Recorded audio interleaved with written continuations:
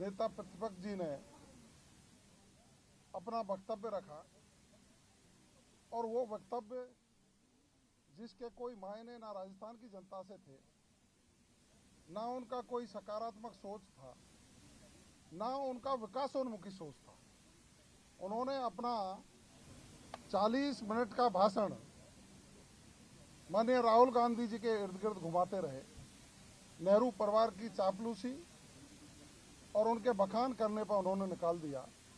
लेकिन मैं तो धन्यवाद दूंगा प्रदेश के मुख्यमंत्री जी को, आभार व्यक्त करूंगा प्रदेश के मुख्यमंत्री जी का कि जिस शानदार तरीके से माननीय राज्यपाल महोदय के अभिभाषण पर उन्होंने जो उत्तर दिया और विपक्ष धराशायी हुआ। विपक्ष जो जनता को गुमराह करने का कुत्सित प्रयास कर रहा था, उसकी चुनौती उन्होंने स्वीकार की और उन्होंने कहा कि आइए, यदि आप में दम है तो 5 साल बनाम 2 साल के डॉक्यूमेंट पर सदन में चर्चा करें। सदन में वो क्या चर्चा करेंगे? कांग्रेस के पिछले 5 साल तो उनके काले कारनामों से पूरी उनकी किताब भरी हुई है।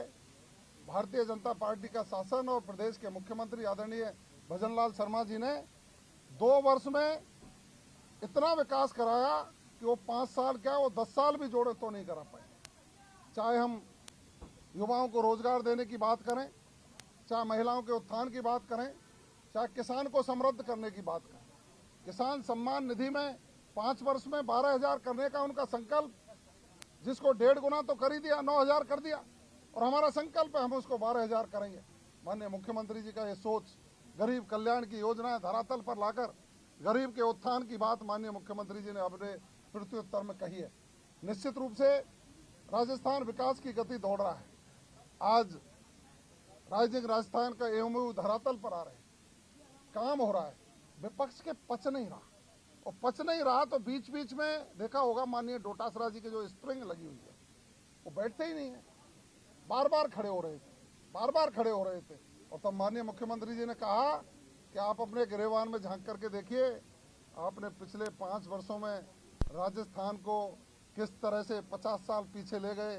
पेपर लीक की घटनाएं, घोटाले पर घोटाले, कानून व्यवस्था ध्वस्त थी, दुनिया भयावह स्थिति में जी रही थी। राजस्थान को रेपिस्तान लोग कहने लग गए थे। डोटासरा जी के ये दिमाग में नहीं आया, लेकिन माननीय मुख्यमंत्री जी ने जब चुनौती स्वीकार की, मैं तो ये कहूंगा कि राजनीतिक इतिहास में ये चुनौती जो स्वीकार की है, ये वही व्यक्ति स्वीकार कर सकता है जिसने राजस्थान के भले के लिए कुछ किया हो।